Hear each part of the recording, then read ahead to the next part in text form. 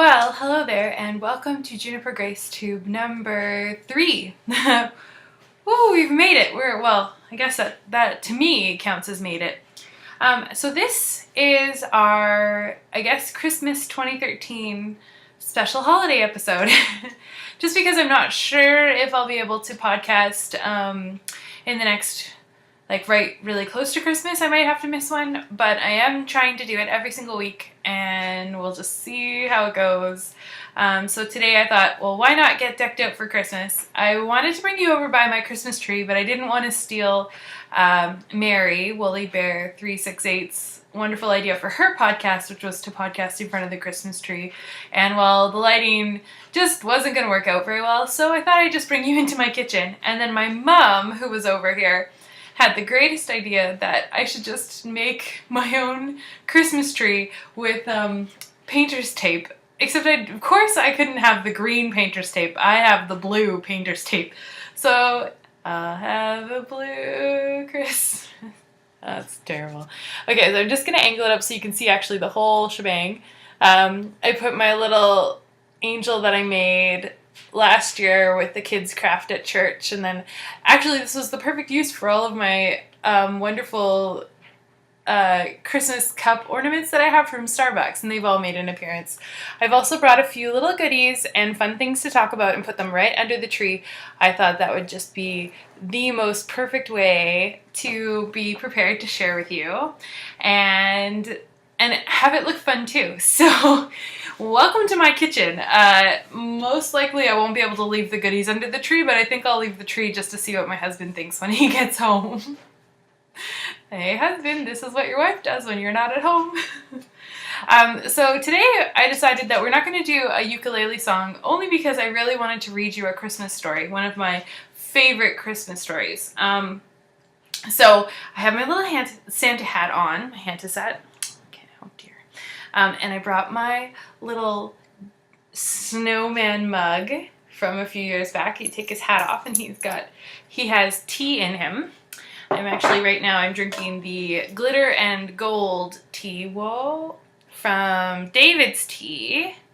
It is ridiculous. It has sparkles suspended in it. It tastes like Christmas. I just love it. It's so Yes. So grab your knitting and grab a warm beverage. If you need to, you can press pause and come back. We are going to read a little Christmas story today here on JuniperGraceTube. And if you don't want the Christmas story, you can go ahead and fast forward, but trust me, you're going to want this Christmas story. It is one of my favorite stories from when I was a little kid. It's one that I think of every single Christmas tree when I'm decorating the Christmas tree.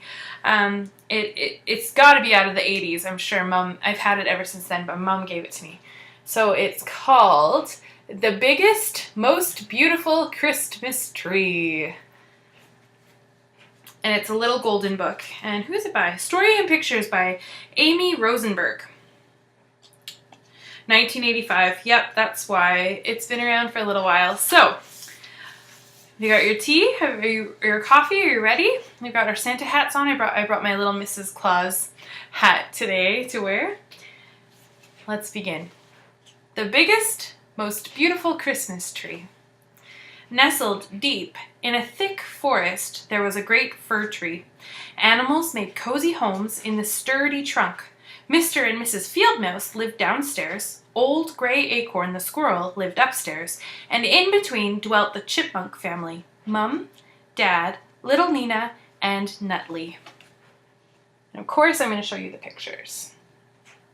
Oh, there you go. Can you see little Nina and Nutley? Of course you can. This is just like reading stories to my brownies. All right.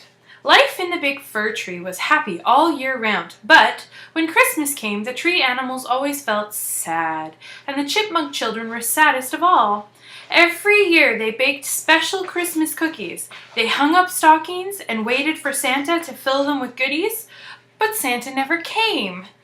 This year, the children were sadder than ever, so Mom and Dad Chipmunk decided to give a Christmas party to cheer them up. They invited all the neighbors and their favorite Aunt Mim. And there's the kids. Whoops. Feeling sad, but getting ready for the Christmas party. And I think that's Aunt Mim in her little pink jacket. She's so freaking cute. Maybe you want to be a chipmunk. Aunt Mim arrived with a sack and a big smile. But the children were not cheerful. "It's nearly Christmas," boomed Aunt Mim. "Why are you so glum?" Little Nina sadly explained. "Every year we bake cookies," she said. "We hang our stockings, we wait for Santa, but he never comes."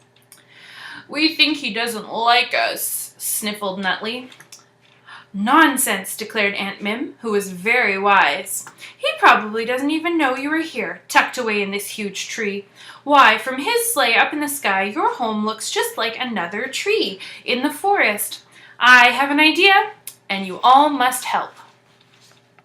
Man, this is tricky reading the story on camera. I wonder what's in her sack. I think we'll find out. The children's eyes sparkled with hope.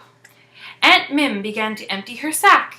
There were huge bolts of red ribbon, a big roll of gold foil, and balloons and berries and bells that jingled. "Now," said Aunt Mim, "let's go outside and turn this big old fir tree into the biggest, most beautiful Christmas tree in the world, so Santa can't miss it. Hurry, tonight is Christmas Eve." Oh my goodness, that's incredible. That feels like if someone came to my house, they'd probably find that kind of stuff in my collection of craft stuff. So they all scampered out onto the snowy branches, carrying the things from Aunt Mim's sack. Mum began to tie bows on all the fir cones. The little chipmunks snipped the ends. Dad was up top fashioning a big gold star out of foil. Oh, it's so magical.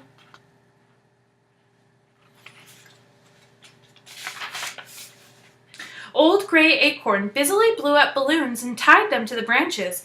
Then Mr. and Mrs. Field Mouse painted dots, stars, and candy cane stripes on the balloons. Little Nina and Nutley helped by painting a funny Santa on one red balloon. It made everyone giggle. Can you find the Santa balloon? Oh, that's so cute. I like Gray Acorn. I like his scarf. That's pretty nice. I'm pretty sure we could knit something like that, couldn't we, ladies? Okay, so Aunt Mim ran strings of berries up and down and all around the tree. "Hurry," she urged. "It's getting late." Little Nina munched a few berries when Aunt Mim wasn't looking. The others hung jingle bells that tinkled gleefully when the branches shook. Nutley jumped up and down to make sure of that. Looks like you're having such a fun time. That's great. It makes me want to make every single Christmas tree decoration that we have.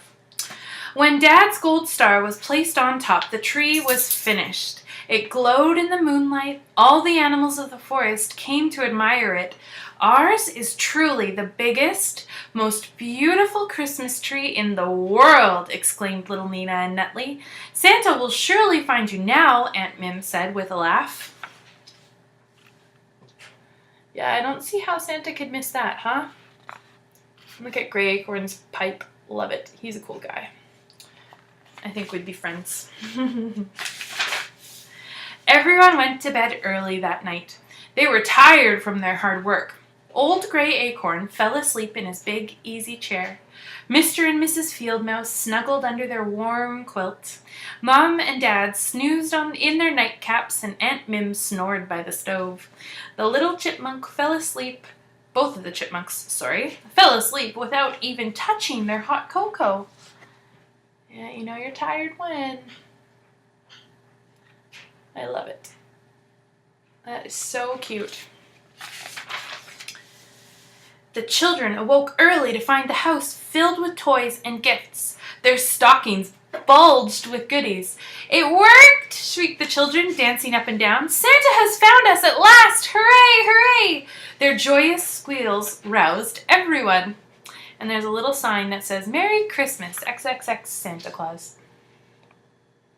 I think those are kisses. Isn't that cute? Look, it worked, guys. Aren't you so happy? I know I am. The neighbors heard them and arrived with gifts of their own.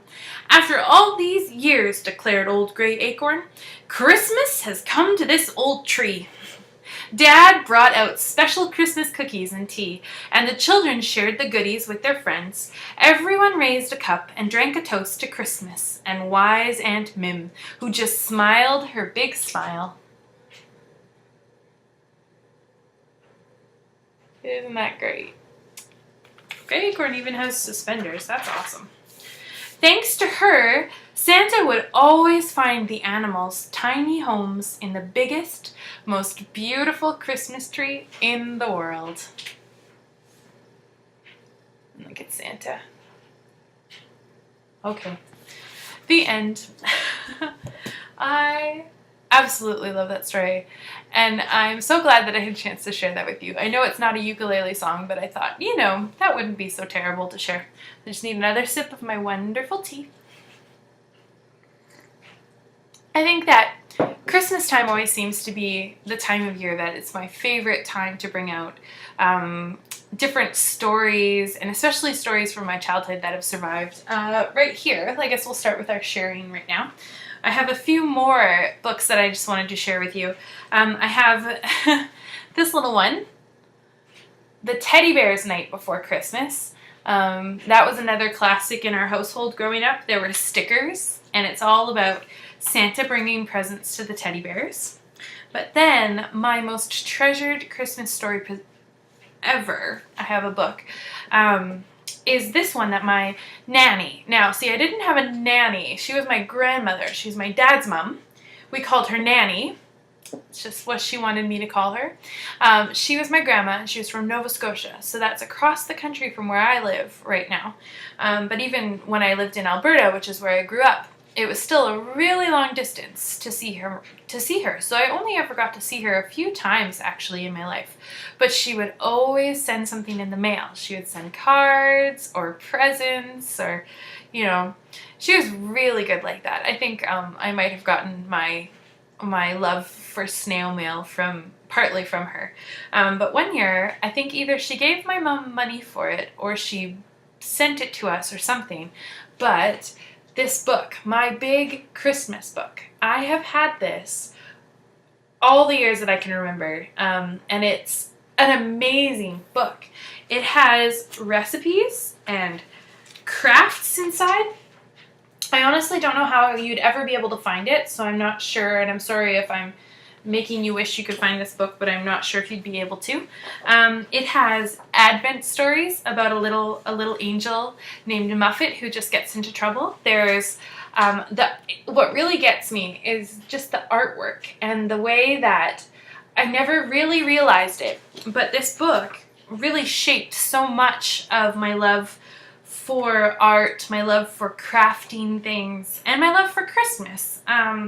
There's songs in here with the music, with the actual music, so I can play it on the piano and figure out what they're supposed to be.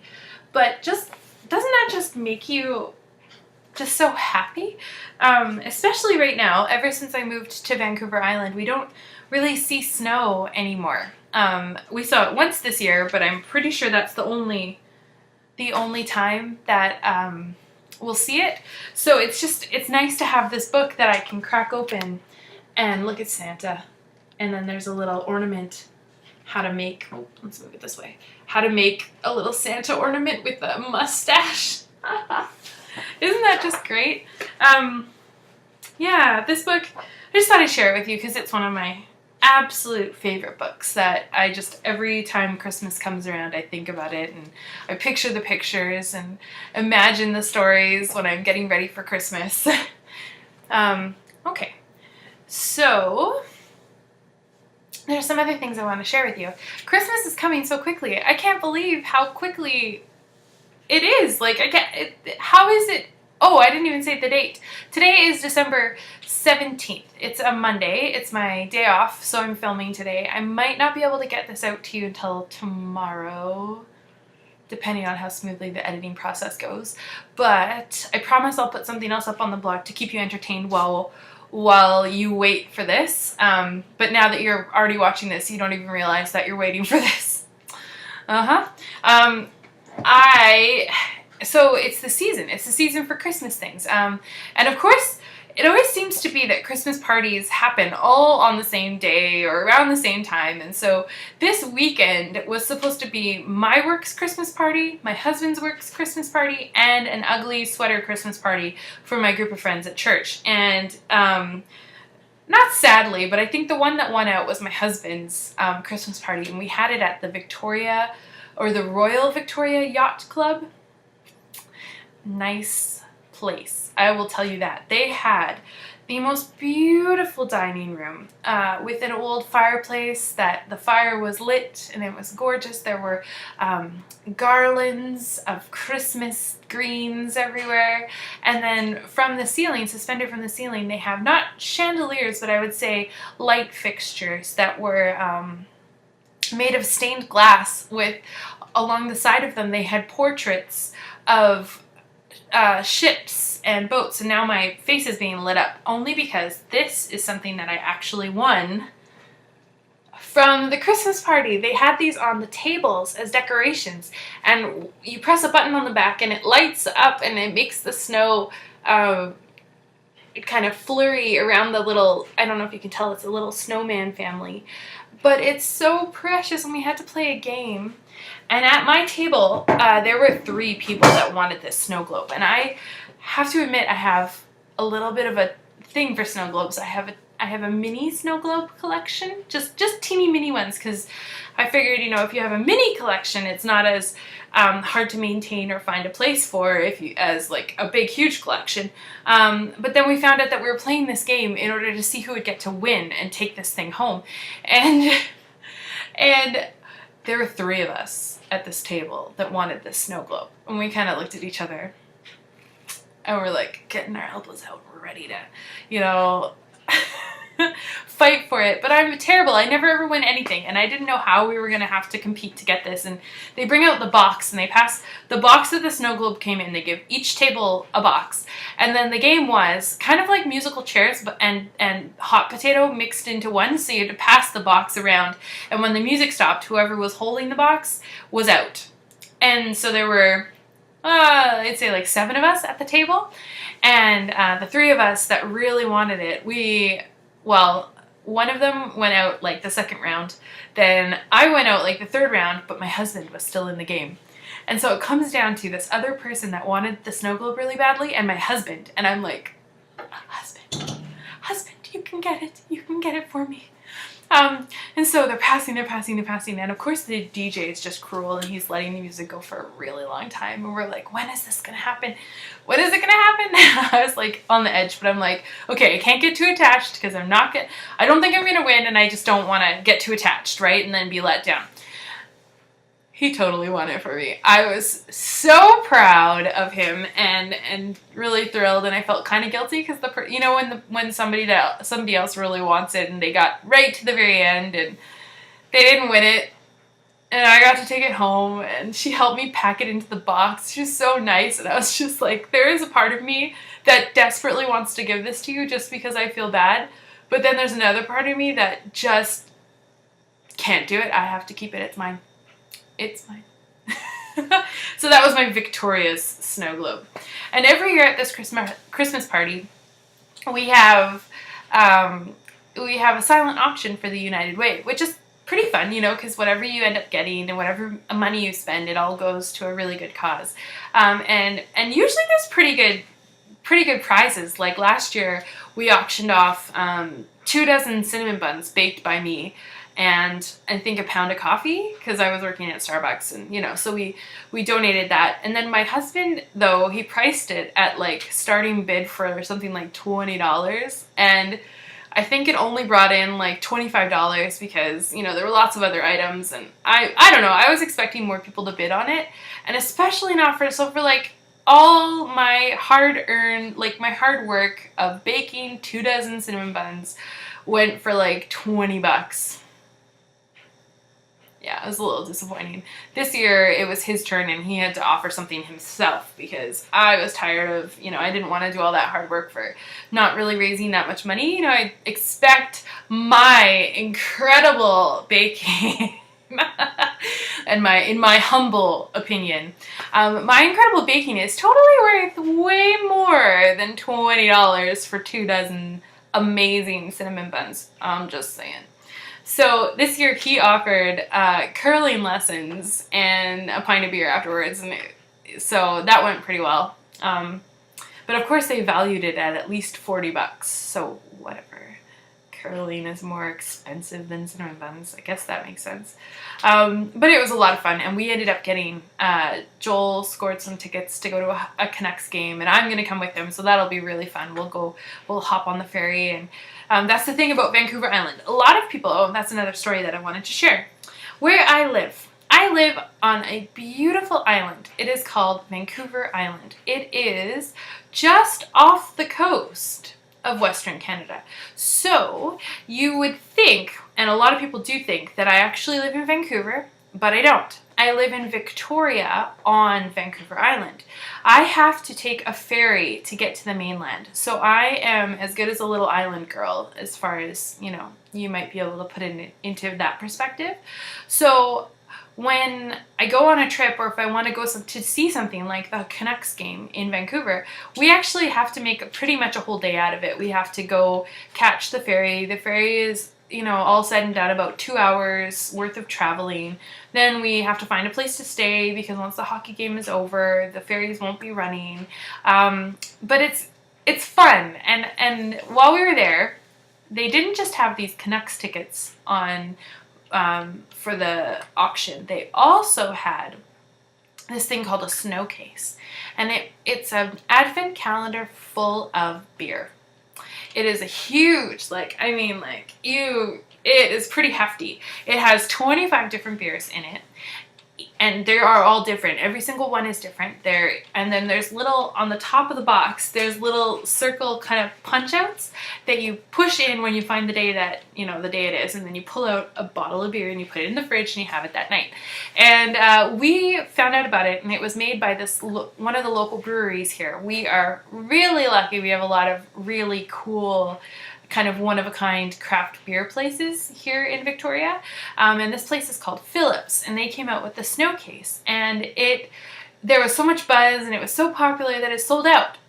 Everything sold out. I mean, we tried to get one probably about 5 different times. Went to Phillips, that was sold out. I went to the liquor store really close to where I work at the bank. I missed one by 5 minutes. Joel was trying to get one day on his day off, and he knew there were 2 potential places that a snow case would be. He looked online. The one place said for sure they had it and said their hours of operations. The first place said they had 2 or 3. The second place said they only had 1. And so he decided to go to the first place because, he thought if there's more of a chance I'll actually get the case. He shows up. They had an inventory glitch. It said that they had it online, but they didn't have any. The other place, so he calls the other place kind of frantically because he was going to go for opening to get it. He missed it by 5 minutes. If he had gone there instead of going to the other one, he would have got it. What a story, right? So then, we're at this Christmas party, and in the auction, there is a snow case. After all of this time that we've been trying to get this stupid snow case. I mean, I know it's not that big of a deal. It's just an advent calendar, but it's the principle of the thing. When you try so hard to get something and you don't get it, it's just and it's right there, within reach, within grasp. So I saw it at the auction, and my husband and I were talking. We're like, okay, so what are we gonna bid on? What do we want to get? And at first it was all snow case, that was the plan.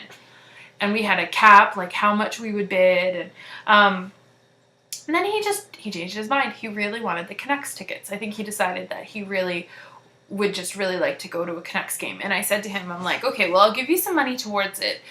Is that okay? Can that be your Christmas present? That will be your big Christmas present. And then I'll give you a stocking and a few other little things I already have for him, you know, on the actual day. And he's like, yep, that sounds great. I totally want these tickets. But in the back of my head, I was thinking, you know, I feel like we've only been married. This is our second Christmas as a married couple. We've been together for about 4 years, so we've had a few Christmases, but I feel like I've never quite nailed it on the Christmas present for him. He is so not easy to shop for. I mean, I'm sure that a lot of you, like, ladies will agree with me. Like, oh my goodness, it is not easy to shop for our husbands. In general, like, what he likes, he'll just go out and get. And then if he can't get it, he will, you know, or if he doesn't get it, it's usually because it's way too much money. And so he just, like, won't get it. And yeah, right, like, I've got, you know, $300 or $400 to go out and buy him the brand new technology or... So then it's just like, I'll say, okay, what do you want for Christmas? He's like, well, I need some new socks and underwear.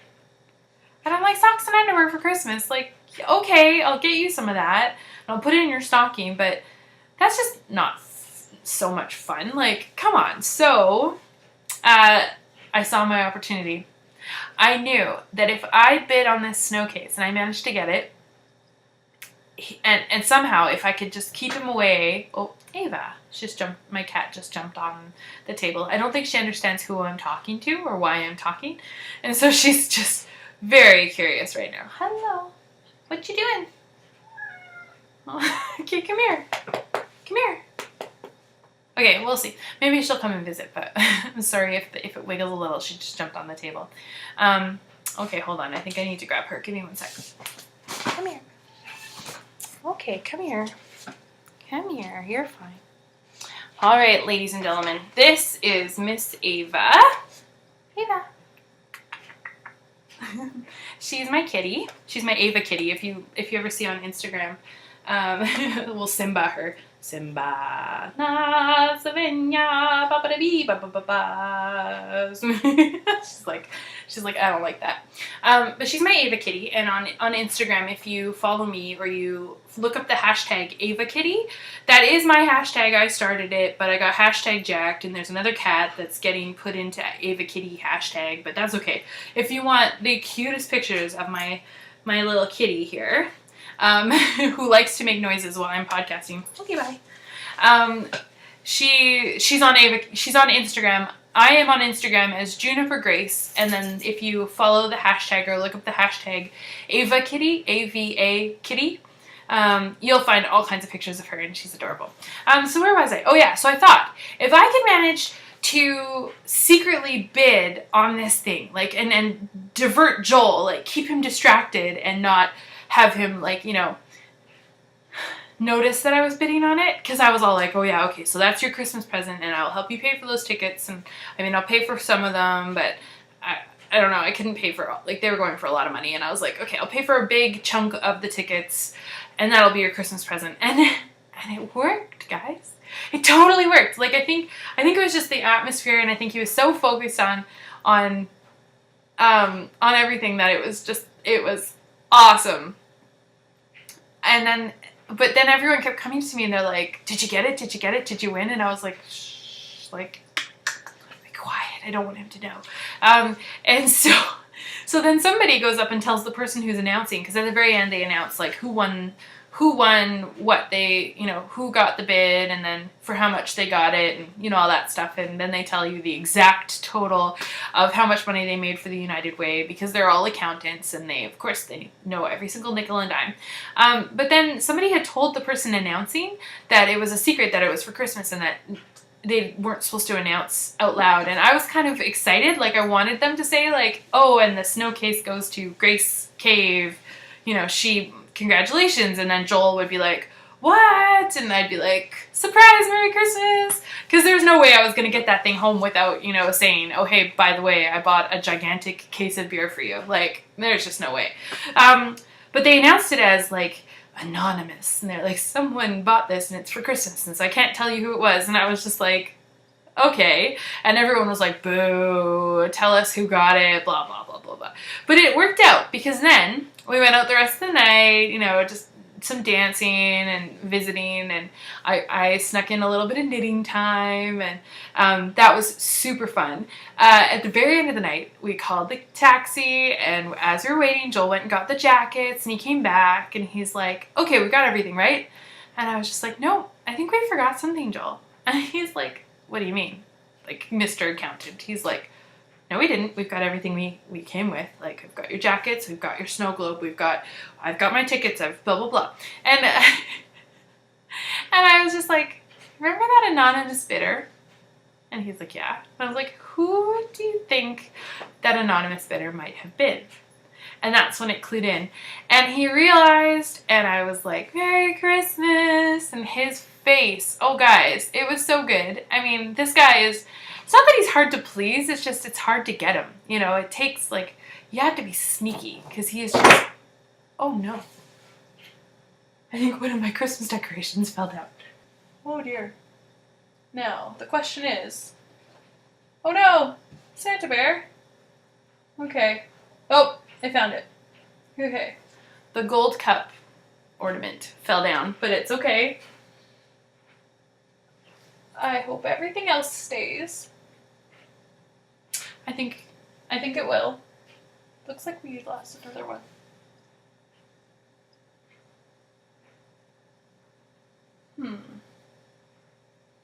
Okay. I'm not going to worry about that. I'm going to edit that out. Sorry, I was worrying about my ornaments.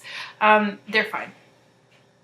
Okay, so let's just get back to the story. So I scored the snow case. Joel is thrilled. We've had about 2 of the different beers from it. I told him that he has to share it with me, and I told him I'll still give him money towards his hockey tickets, but then, you know, it all, like, it's just the feeling that you get when you actually get someone and you get them good. It's just a really great feeling. Yeah, just knowing that I got him, you know, I like that. It makes me feel like, way to go, I nailed it, I hit it out of the park.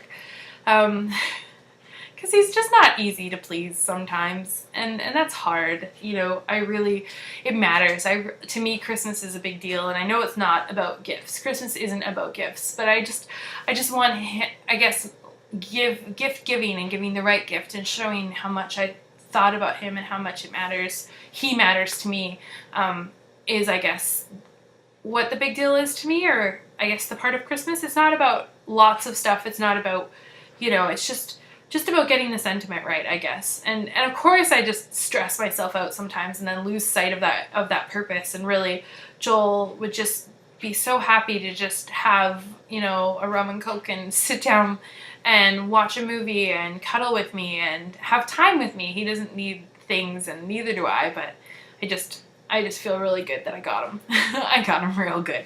So that was a success, I think, in my books.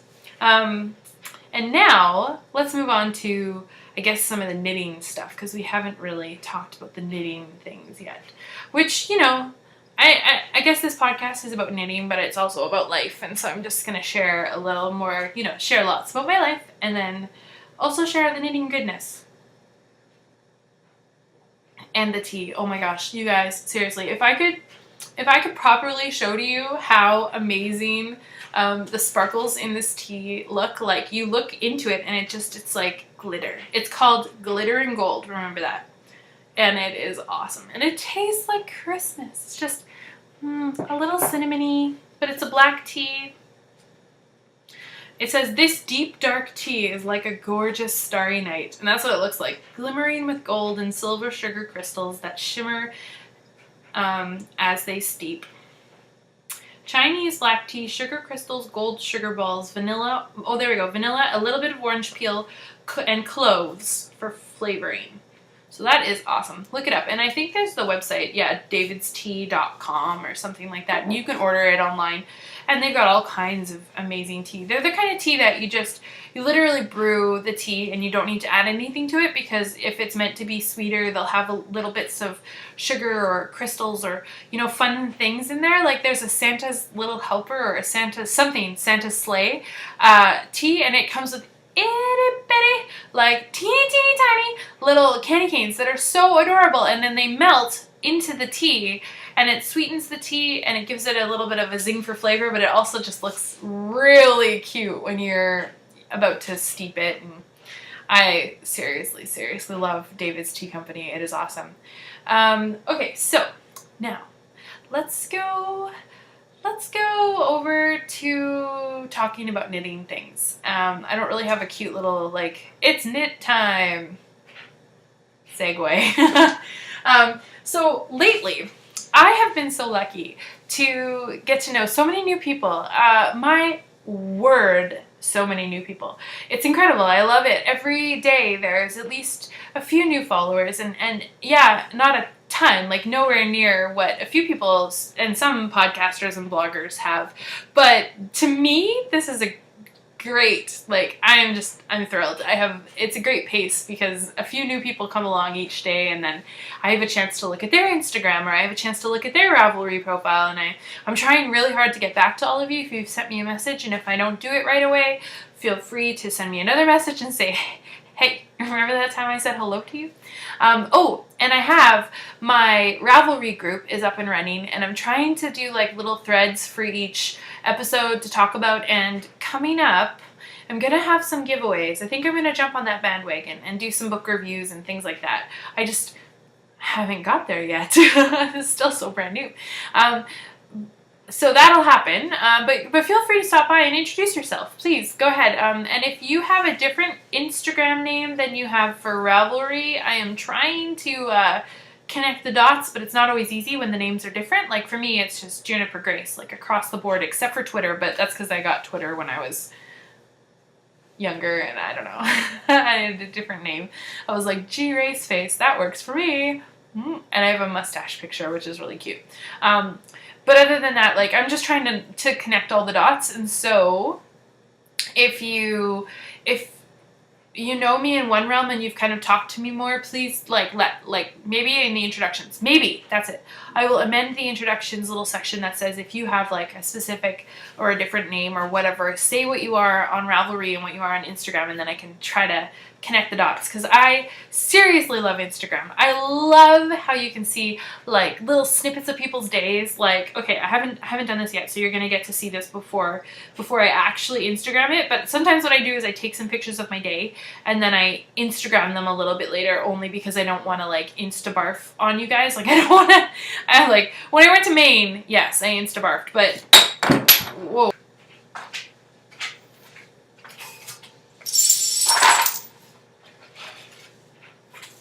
Okay, sorry about that little break there. A little bit of a cut. Just I had to do some maintenance on my taped up Christmas tree. We lost another ornament, which is a little unfortunate. This time it broke. Oh. So I just retaped a few things. I've adjusted some positions. I think it's all fine. It's okay. You know what? It's just an ornament. You can't get upset. So now I'm trying. Oh yes, Instagram. Okay, so.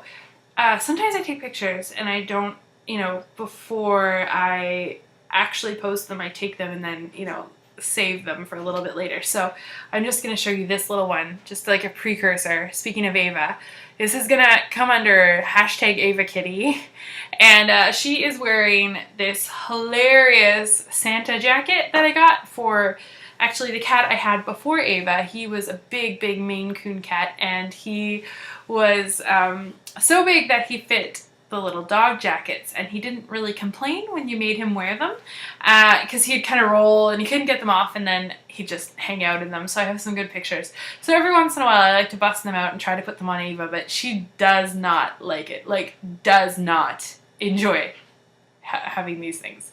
So I try not to fight with her too long, and I don't make her suffer for too long, but I just think it's funny. Once a year, I put a funny little jacket on her. I put the Christmas jacket on her just because it's special, and I take a quick picture and I have her glare at me, and she avoids me for about an hour afterwards because she's mad that I made her wear it, but it's just fun. So enough about Instagram and enough about everything else. I keep talking about other things than knitting. Okay guys, time for knitting. Are you ready for knitting?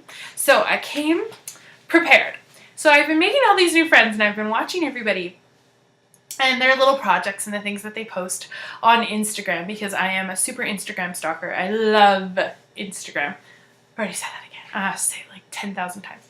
And everyone's posting these sock pictures, and I have massive sock fever right now. Like I am so envious. I look at these socks and I look at people's sock drawers, like Susan B. Anderson, like when she had it as her like blog header was just her incredible sock drawer, and people keep Instagramming these socks, and I've been watching different podcasts and they're knitting socks while they're podcasting, like on Homespun, and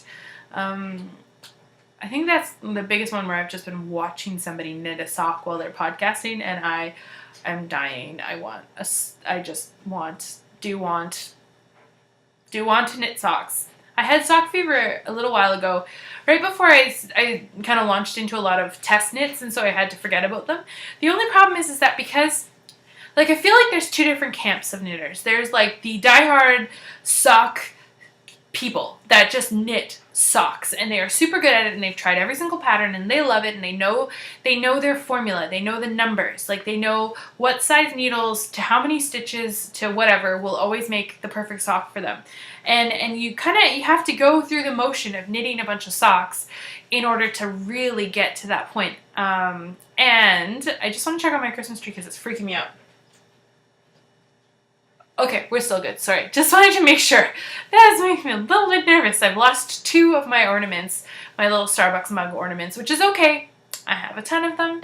It's just an ornament. It's, you know, you lose an ornament, you can't cry because it's just an ornament. It doesn't matter. But I just don't want to lose all of them because I do like some of them. Right, I'm fond of them.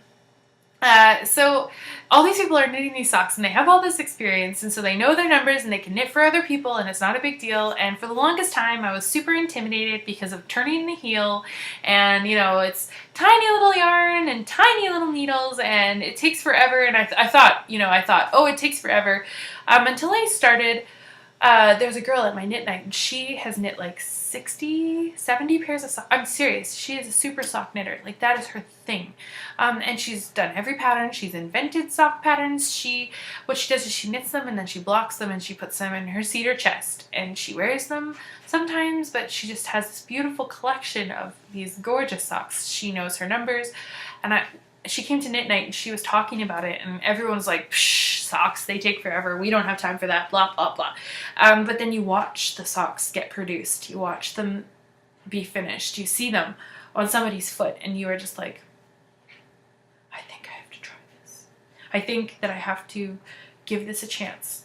So I branched out, and I bought some sock yarn, and I grabbed like a basic pattern. I think it was like a lot of the girls from my knit night, Jane Richmond and Shannon Cook, they both jumped on the sock bandwagon, and they started knitting, and I saw them knitting the socks, and then Jane was like, oh, I have this perfect pattern that everyone can use, and I'll photocopy it for you, and I'll give it to you, and it was a free pattern, and you know, it was just really awesome. And so she showed us this pattern, and we started these toe-up socks. And now, if you look in her book Journey, or well, her and Shannon's book, she has a new pair of socks. I think they're called Climb, and they're her take on socks. They're her first pattern, and they look just like perfect hiking socks. So I got some yarn, and I was like, yes, I'm gonna knit some socks. So now I'm gonna start launching into the sock shame. It's like the Hall of Shame, guys. It's terrible. So this is where I show you just how bad I am at, you know, starting things and not finishing. So I got the yarn, and I got I had the needles, and I got the pattern, and I started working, and I even figured out casting on the toe, and I figured out the right number, and I, you know, the one thing that I like about the toe-up socks is that you can really make sure that it fits your foot. There's just something that I like about that. Not that I'm afraid of Kitchener stitch or anything, but and I turned the heel, and I've mostly turned the heel, but look, this was over a year ago. And I don't even know, there's no ball band anymore on the yarn because I am terrible. I don't know where it is. This has been sitting. I have the heel turned, and I just need, I just need to do the cuff. But I put it down. I don't know what happened. So, and they're just wonderful. Like, I love the colors. I like the way that it the gradients, the way that it's going, and I love the color combination. But so that's the first sock of shame. Oh yes, There are more. You know how people talk about sockitis, like they finish the first sock and then they have problems? I am so sockitis. I don't get it. Like, because all I want are some amazing socks and I want to wear them. And I don't have any socks finished because I can't just stick to it and finish the freaking socks. So the next sock, I decided I was gonna, okay, I gotta get back to it. I picked a pattern. I liked the pattern. I bought some Addy Turbos, sock rockets, and everything. Whoops, I dropped it. And then my mom actually bought me the sock yarn because she heard me going on and on and on about socks, and so we went to this cute, we like to go on adventures sometimes on Sundays, and usually our adventures end up at a different yarn shop each time because we're lucky enough there's quite a few yarn shops on the island. And we actually went up island to Duncan, this cute little town called Duncan, and there was an adorable little yarn shop, and I picked the colors and Mom bought it for me. Just, your typical self-striping sock yarn of awesomeness. And I had my pattern, and I'd have to look up the pattern to link it. And I got this far. So look, that's pretty much a sock. Like, I just have to finish the top. I think I was just hesitating because I wasn't sure about the thing. But the problem is I think it's too small around this part. The foot fits perfectly. So, like, what happened, guys? I don't know what I did. I don't know. So I think I was trying it on, and it's just about time to bind it off, and it's way too tight, and I don't have like little lady legs. I've got like curvy lady legs. So this is dumb. Like, look, that looks like, I don't know, a chicken leg. Huge foot, and then disproportionately tiny this. So I think I got discouraged and stopped with that one. And the pattern was kind of tricky. Like, it was one of those, turning the heel was really different. It was like a pickup gusset knit front and back, and I don't know. I didn't particularly like it. I found it tricky, and I did pay for the pattern. I thought aesthetically it was amazing, but I didn't, because when you have to pay for it, you can't like look at it ahead of time and see if there's something that you're maybe not going to enjoy. I found it really tricky, so I stopped. I didn't even finish it. I didn't finish the first sock. Okay. There's that. Then I went on a trip to Salt Spring Island, and I fell in love with a ball of yarn at one of their yarn shops on Salt Spring Island. And I think it's Regia. I don't know how you pronounce it, but I don't know where the ball band is either, because I cast this sock on about 4 times. I decided to just do, this was at the height of like the Susan B. Anderson gave me sock fever, because I was looking at all of her Instagram pictures, and so I cast this on like 4 times, and I was just practicing her vanilla sock pattern, but I'm curvier than she is, so I need more stitches. And I think I have that weird denial where I'm like, no, I'm not. No, I don't. I can knit just a regular pattern and it'll fit me just fine. I am not curvy. I don't know what it is. Like, it's this weird thing where and the thing is, I think because I can just buy a normal pair of ladies socks and they fit me just fine, but they're so stretchy that it's just different, if you buy commercially made socks. But it's almost like I'm in denial about knowing that, if you're making something by hand and it's not going to be the same, obviously, that you have to actually make it bigger. And I really appreciated on Homespun how Molly showed her sock and it looked big, but she's not big. She's tiny. Well, or to me, like, I think she's beautiful. She's not a big girl, and it still looked like a big sock because, like she said, they're not as stretchy. It's not the same when you hand knit the socks. Like, they're not quite the same as, like, just going to Walmart and buying a pair of regular old socks. So I think I finally found the magic number for this one, and I'm doing cuff down for a change. So top down. And look at those colors. Look. Isn't that incredible? There's just something about that color combo that I seriously love. And I know that it's Regia, but I cannot remember. It's one of those ones where the color is like a number, and I don't remember, I don't know where the band is. But I finally cast it on, but I think after seriously casting this thing on like 4 times probably, and you gotta knit for a little while to know if it's gonna fit or not. And I squished it on my foot, and every time it just wouldn't fit. And again, Addy Turbos and everything. Like, I got nice needles, and just blech, it just wasn't working. So I kind of got mad at that one, but I'm going to pick it back up. Okay, so hold on. This all has a purpose. That's my third sock of shame. Yes, ladies and gentlemen, there is a fourth. I'm almost sad to admit it. This one, I stole the needles from. Like, that's where the shame even extra comes from, because I did not... It's another top down. I think I was using the Susan B. Anderson pattern again with the proper numbers, because I figured out my magic numbers. So see, that looks like a normal lady leg, or at least my lady legs. And then I turned the heel, and the heel is I don't know if it's a special heel. It's just a normal. It's textured kind of, and the yarn is Opal Vincent van Gogh. I found out about the Opal Vincent van Gogh. I just about lost it. I found out about the Opal Harry Potter series, and I have not got my hands on any of it. I really want, like, I think Hedwig or Dumbledore or something like that. But you would not believe there are no D-stashes. Not even one on Ravelry that is the kind of yarn that I wanted. I really wanted, like, Hedwig or Dumbledore, because I like those characters, right? Leave it to me. So I'm keeping my eyes open for that. So if you ever find some, you can tell me about it, and I will pay for it for sure. I stole I stole the needles. I am terrible. I need to get those needles back in there and just finish. Look, it's again, just one sock. This time, so much more successful. I just had to get to the toe, and then kitchen of the toe, and I would have a flipping sock, and then I could start on the next sock. I mean, my mom caught sockitis with me, and she finished socks.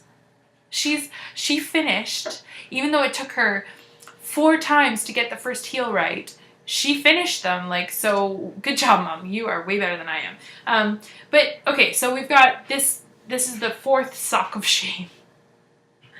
And then in the midst, you know, when you get on sock fever, you start seeing the sock yarn and wanting the sock yarn and buying the sock yarn from Etsy and wherever you go. And so I'll share a little bit of yarn love. Okay, so Susan, I keep talking about her, but she is my, like, sock inspiration. That is a word, you can use it now.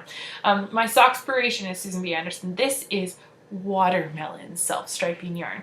It comes from Knit Pearl Girl on Etsy.com. I'm just going to hold up the card.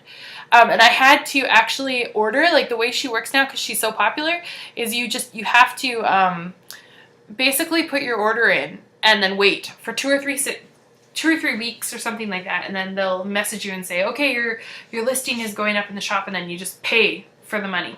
You pay for the yarn, and then it comes in the mail, and it came in the mail, and it came with so basically the sock looks like watermelon. It's amazing.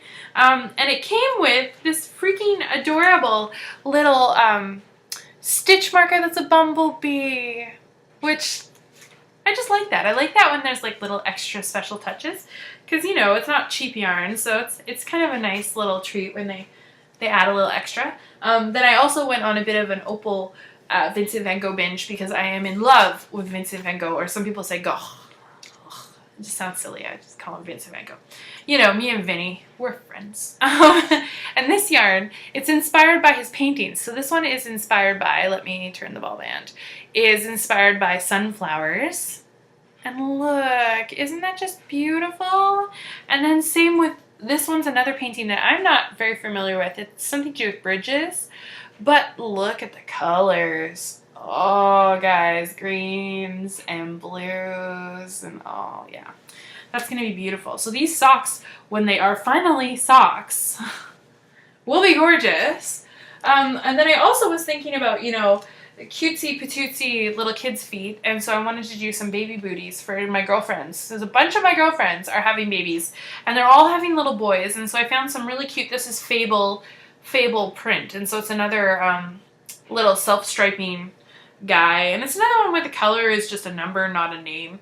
Half the fun of naming, like, making yarn, wouldn't it be giving it a fun name? Like, I would call this I don't know, raspberry punch, blue raspberry punch. And then I have one more, which is Alana Grossa yarn, and it was when one of our local yarn shops actually closed down out in Souk, and it was kind of sad, and then they had a little sale, and so I went out and I thought I'd grab some yarn, and I found this. It's just got lots of purple and kind of gray tones in it, which I I like. And does it have a proper name? No. Jeez Louise. It's 1802. That's just awful.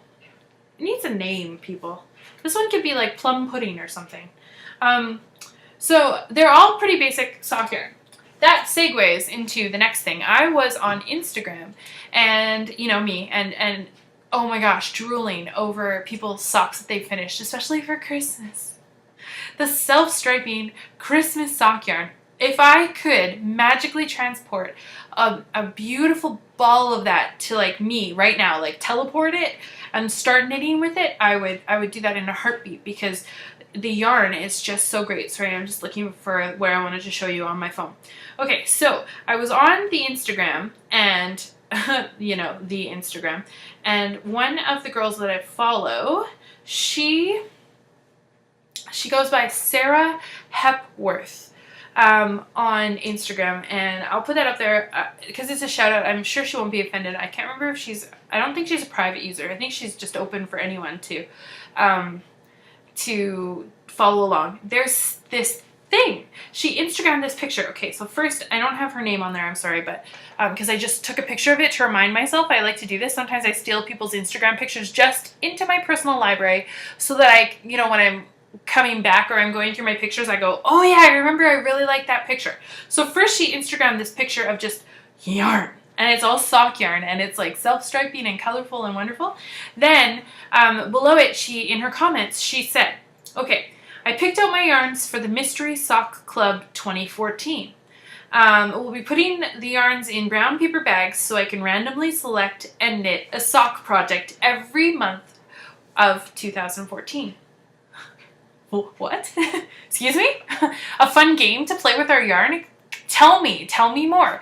So I just said, oh my goodness, like, I want to do this. Where the heck, what? And she goes, okay, so she says, hey, Juniper Grace. She goes, joining it with Kimberly of Sock Bunny Knit and Fit podcast. I have to go look this up, but I'm just telling you about the love. I will look this up. Pick out 12 yarns for socks and put them in paper bags. Each month, pick a bag. So I'm guessing like a brown paper bag. Well, yeah, that's a paper. Well, you can put it in a way. Paper bag, whatever. So as long as the idea is that you can't see inside of the bag, so you don't know what you're grabbing. So you put it into these 12 different bags. And then I'm guessing probably what I would do is put in, like, if I wanted to do specific patterns with certain yarn, like, because of course everybody has like queued their patterns. I think I'll print off the pattern. I'll put like a whole kit together, you know, like have everything you need in that little brown bag. And then each month you pick a bag and you knit socks with the yarn inside. Kind of a surprise, as you'll never be sure which yarn you're going to get each month. And then she wants to knit 24 pairs next year. So she's doing 12 like this and then 12 from some other yarn, which is amazing. And then I was so excited I put little kitty faces with hearts for eyes. I was like, that's amazing. That's such a great idea. I'm totally going to do that. I mean, I've got a little starter there. Now I just need to get a little more sock yarn. Oh, darn. I kind of want to get my hands on something like Lollipop Yarns or, I don't know. I love indie sock dyers. Oh, I know. Amy Beth was talking about, I'm going to put it in my show notes, but she was talking about somebody from Toronto. So she's from Canada, who has the most beautiful yarn. She has, mistletoe, there's like mistletoe kisses or something like that under the mistletoe colorway, and then I also found one called Stars Hollow, and I just requested them because she didn't have them for sale in her shop, and I wish I knew her name right now.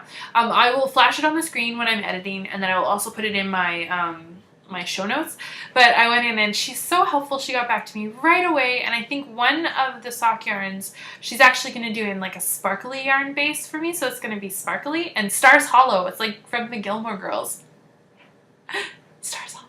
And then Mistletoe, which is like my Christmas sock yarn, and I don't care, I won't get it till after Christmas, but I'll still be in the mood to knit Christmas socks, at least for next year, which makes me super happy. I'm so excited. And I think what Amy Beth was talking about, like the Fat Squirrel, she was like the Fat Squirrel Speaks podcast. I'll put that on the right along there. She was showing these socks that she's knitting, and they're out of that mistletoe colorway, and she loved that the join is like the color striping where the next color starts. There's not like a long jagged spot. It's like it's a really smooth, like the way the colorway switches is really nice. And she held it up for us to see, and I was just like, oh, like I want that yarn right now. So I went that night and I messaged the seller on Etsy, and I was just like, can I have that, please? Can I buy some, please, please, please? And so when I actually get it, I promise I'll show you guys. And I'll show you the brown paper bags, I think, once I get that all together. I think it'll have to wait a little bit, but oh my goodness, I have sock fever. Luckily, right now, I am knitting a ton of self-striping mittens. You know those mittens I've been talking about? We've gotten some headway. The one mitt is done, and I don't have it in my little bag. But then I also am this far on the next mitt. So it's almost like knitting a sock because it's really tiny and on little needles, and it's pretty instant gratification. Like, it really doesn't take long.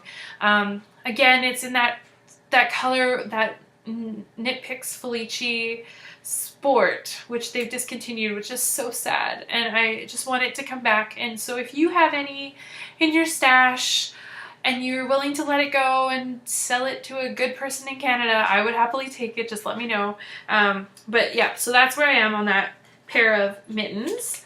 I have one more and then I'm all done my commissions, but all of a sudden I've been getting orders for sock monkeys because I took a commission for a sock monkey and I Instagrammed the picture, and now everybody wants a sock monkey. So I will happily do those. I can't take any more before Christmas. But if you find my Instagram picture, I think I'll put it in the show notes too, and you want a sock monkey, Juniper Grace would happily make you a sock monkey. I charge usually about $20 or $25 depending on the size and depending on how involved you want the sock monkey to be, if there's lots of little extras or not. But I happily make them, and I put rice in their bums and their legs and stuff so that they sit nicely, so they've got a bit of weight to them, and they're a good sock monkey. But enough about that. Oh, and I wanted to show you, I bought a few things from one of the people that went to the retreat. Her name is Gail, and she has these adorable, she makes these just really cute things. And this is a little project bag, I guess yarn ball bag, because the idea is that the yarn, whoops, that's the other side. The yarn comes out of this little hole here, and the bag kind of holds the ball together. And then it's as if you're unraveling the sheep's wool as you're knitting. How cute is that? And her name is Gail, and her oh my gosh, her labels kill me. Cottontail Creations, and she has a little bunny. There we go, that's better. Little bunny as her, like, it's an actual, like, little metal bunny gem thing. I die over this. It's so freaking cute. And she's so genius. And it's really well made. Like, it is beautiful. Like, good job, Gail. Thank you. She came to the retreat and she showed us and then took some orders for how could we not order this stuff. Sorry guys, I guess the lighting is getting darker. I think it's the time of day that I decided to podcast. Oh well, here we go. Welcome to the transition to evening in the winter. But she has a little Etsy shop, and I think she's the Nocturnal Knitter or Nocturnal Knitting Cottontail Creations. I will link all of that, but it's so freaking cute, guys. Look, and she does little crests and things. She has this little patch that says yarn, and it's like a ball of yarn and crossed needles, and like it's a pirate with like a pirate's eye patch, and it says yarn on it. And I got it for my camp blanket for because I'm a brownie leader and I have a camp blanket where I sew all my crests onto my blanket, and so that had to go onto my camp blanket. I also have a Maine crest that I bought a crest when I was in Maine that just says Maine on it, and that was really special just to put on my camp blanket and to think about everybody. I guess that's maybe my mini Maine moment, is those two things. That's my mini Maine moment for today. So let's see. I think there were just a couple other things I wanted to share. We're almost there. I having so much fun. Sorry, I'm a little more subdued today. I think I'm not as crazy as I normally am, but I think it's just because it's my day off and it had a bit of a bumpy start. And you know how days when they have a bumpy start, you just kind of feel like, oh, I just want to not think about today anymore. So, but I wanted to podcast, so I thought I would record and then I'll edit a little bit later. But there's some evolution to the swatch Do you guys remember the swatch that I'm doing for Melissa of the Single-Handed Knitter, or Single-Handed Knits, sorry, her podcast? She is getting me to work on stuff, and last week, it was just kind of a triangle, kind of, oh, making me nervous. Did I drop another one? Yes. No. Okay, one fell down, but it's okay. This is a bad idea, guys. This is a real bad idea. Please just last till the end of the podcast and then I'll take you down. Okay, I'm not stressing. Okay, I'm totally stressing. I'm not stressing. No, I'm not going to stress. I'm okay. So we have this little, it was a triangle. And then she's like, okay, so the next step is you're going to pick up along the side and you're going to work on the pattern that I want you to do. So I did that. I knit this side. But then it wasn't quite right. So I went another needle size down and we're on this side, and I really like it. I think that's the winner. So I think like I'll be doing whenever there's stockinette parts, I'll be doing that in one size, and then, you know, standard you'll go down a size. But I think it's because of my knitting style. Like my yarn overs tend to be very loose. Even when I try to crank on them and make them tighter, I always find that if a pattern calls for yarn overs, like it's hard to get them to behave for me, and I don't know if it's just the way that I knit or the way that I handle them. So I really like it, and we're gonna get to chat about that a little bit later, which I'm really excited. Me and Mel, and we'll see. I can't wait to see what the next step is. I never thought I'd have so much fun swatching for something, you guys. You know, people always say gauge swatch, so important, and I'm like, yeah, and I kind of crank off a swatch, and I sometimes quickly block it if I'm really committed to doing a good job. And so bad. Such a classic bad knitter move, like rookie knitter move, but everybody does it every once in a while where they're like, nope, I'm going to cheat the system. And when you cheat the system, it never works. It doesn't actually work. You end up with a sweater too big, or like maybe it's my socks, like they end up with not fitting and then I give up on them. So, so here we go. I have gauge swatched. I cannot wait to see what the next step is, and I really, really, really cannot wait to actually start knitting the garment itself. I don't think I'm going to take apart the gauge swatch. I think I'm going to have to keep this, and I don't know if I can even send it to Mel. I might have to keep it, because it's just so precious. You know, I feel like I'm just like Mel.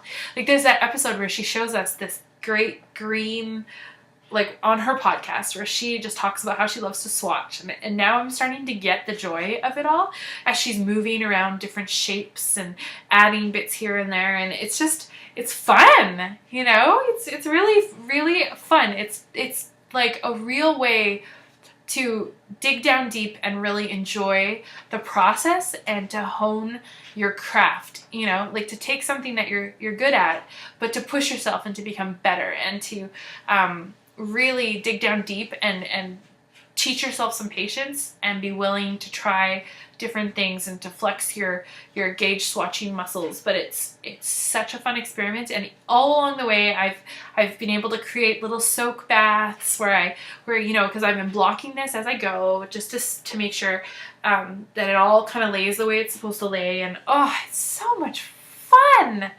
It really is. So thank you, Melissa. I am seriously, I'm having a blast with this. And it's a nice break from like the kind of craziness of getting things ready for Christmas, and yeah, taking the pressure off. Okay, so then I just had to move away from the knitting again. I know. That's where that ornament went. That was a plastic ornament. It's okay. That was the Frappuccino cup ornament. Oh, jeez, bad idea. Okay, you guys love me anyways, right? Right? Yeah. Okay. Well, the things that I do for you, don't you forget. Okay. So I have a few more things that I just wanted to share. Some more Christmas memories just before we go. We're almost done here. I hope you've really enjoyed being here with me. I have had so much fun just nattering on as usual. Here are some precious memories from Christmas past for me. So this is a little taste of Juniper Grace's history. This is a legitimate project that I made. Those are my handprints when I was in kindergarten. You can see my name is written down in the corner there. It says Grace. This was when I was, I think, in kindergarten or kindergarten. And I actually remember this. You know, I have just a few actual memories, and they're more like pictures or like little snippets from when you were really little. I remember making this. I remember lining up and going around, and we had to dip our hands in the paint and then put our hands. I'm pretty sure that the teacher like held our hand and put it down where it was supposed to be. And then we got to dip our fingers and our thumbs in the red to make the berries. But that is my wreath. I need to iron it so I can hang it on the wall. But look at that, isn't that cute? I had so much fun making this. I remember it. I actually remember, like, talk about loving crafts, like, from an early age. That was so well. I love it so much that it made it into a memory. The next thing, so I make sure nothing falls off again. The next thing that I wanted to share, hold on, I'm just going to push the tape down one more time. Paranoia! Okay. The next thing I wanted to share was just this adorable, this is my Christmas stocking growing up. This is what my grandfather bought probably in 1985 or 86 or something like that. Right around when my cousin was born, and I think she's just a couple years younger than me.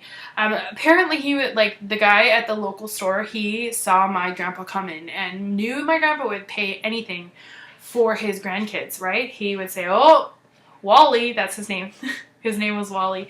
Oh, I got this new thing in, you got to hear about it. And that's how I managed to get a Cabbage Patch doll the year that Cabbage Patch dolls hit big and, like, no one could get them. I totally scored a Cabbage Patch doll. Her name was Jill. I still have her. I'll have to find her and show it to you. And he got us this for Christmas one year, and then it's become my stocking every single year since. Because, you know, you can put in, he's got slots in the back of his little his little trousers. So that's usually where Mom puts, like, the magazines, and yeah, it's just, he's my bear. And so in my bear, I decided to put some of my favorite Christmas ornaments, and I just wanted to show you. And these haven't made it to the tree yet, although we do have a tree. I just have to finish decorating it. But it's starting to finally feel like Christmas, and we get a real Christmas tree. I love it, and ever since I got married, the new tradition is I've been letting Joel go out with one of our friends, and he picks out the Christmas tree and brings it home, and it's always a bit of a surprise, but I love, excuse me, I just love seeing what he comes up with. I just think I've never had such large Christmas trees in my entire life. I mean, for Mom and I, it was always, the Christmas tree had to be big enough for us, only as big as we could manage, you know, and I usually got the job of sawing the bottom off the Christmas tree and putting it in the stand, and Mom would kind of, you know, so it was never a very large Christmas tree growing up. And then same with when I lived on my own. It's always been a real Christmas tree. I've always had a real Christmas tree. Even the year that I wasn't allowed to have technical Christmas trees, I got a potted Christmas tree plant, and we ended up planting it in my parents' backyard afterwards, but it was my Christopher the Christmas tree, and I got mini tiny decorations because I couldn't imagine Christmas without a real Christmas tree. And so of course, Mom gave me a few of the ornaments, and then I've built up my own ornaments from my childhood. So this is one of the first ones, or one of my favorite ones that I remember making. And I made it at camp. Actually, I think in the summertime or something, or maybe it was at Sunday school at church. But look at this neon puffy paint. Isn't that just amazing? Like, I loved making this ornament. Like, how much fun is that? And it was just like a regular Christmas tree ornament that you just went to town and put swirly puffy paint on. I love this ornament. And it has survived. This is one of my first ornaments that I can remember having, and it's Rudolph, the red-nosed reindeer. He is missing an antler because that antler actually fell off probably the year that we got him. And I remember late night my mom and dad sitting around the kitchen table trying to glue that stupid antler back on, and I don't think it, well, obviously it didn't stay. I don't know where it is now, but it's my little Rudolph. And he's soft. I still have him. I also have a few other memories. This is me and my best friend from our first year living in Victoria, and Ava Kitty, she's in there too. And we found an old Polaroid camera that I had borrowed, and there was still 2 pictures left. And so we took a picture of that was our first Christmas tree in Victoria. And like, see, just tiny Christmas trees. whatever fit in the back of my station wagon. And my best friend is my doppelganger, if you can't tell. Then I also really have a thing for like just picture. I'm really enjoying picture ornaments, memories. Joel and I, ever since we really got serious dating, started doing these. I started doing these picture ornaments of us. So this is from my birthday party, 2009, I think, 2010.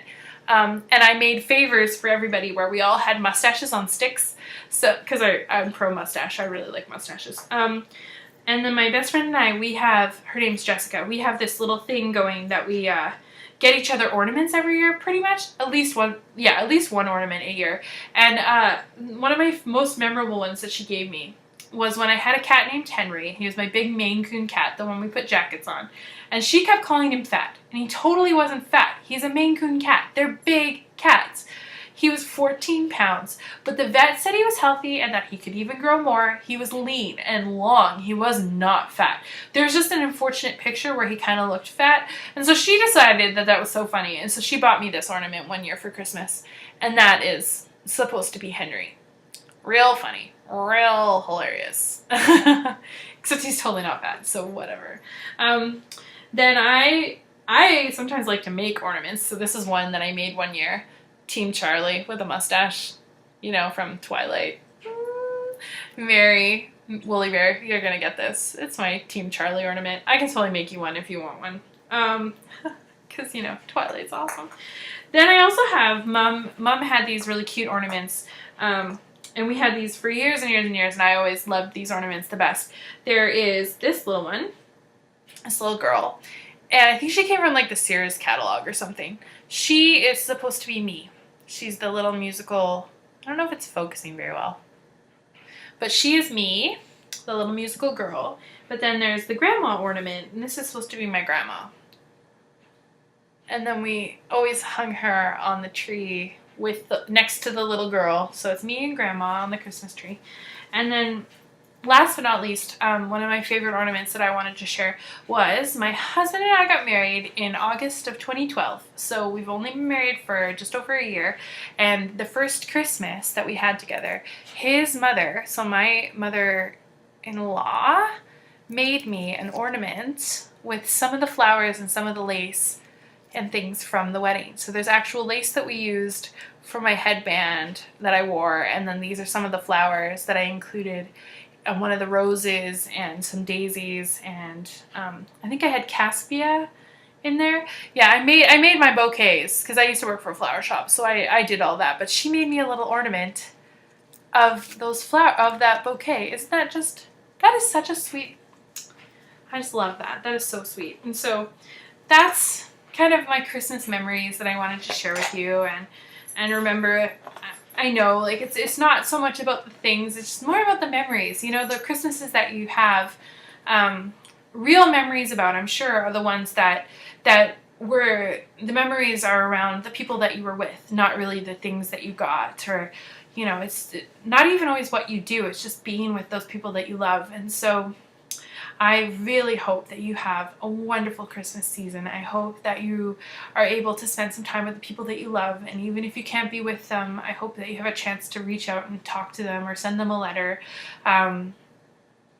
I hope that you have fun creating new Christmas traditions and enjoying the old Christmas traditions, and I am so thankful that you came here to visit with me today. I'm sure that you got a lot of knitting done. I'm sure that you enjoyed probably more than one cup of tea. And now, as the sun is definitely setting, it is time for me to go and finish a few little things that I have on the go today. It is safe for you to return to your life as normal. Thanks for stopping by. Have a great week.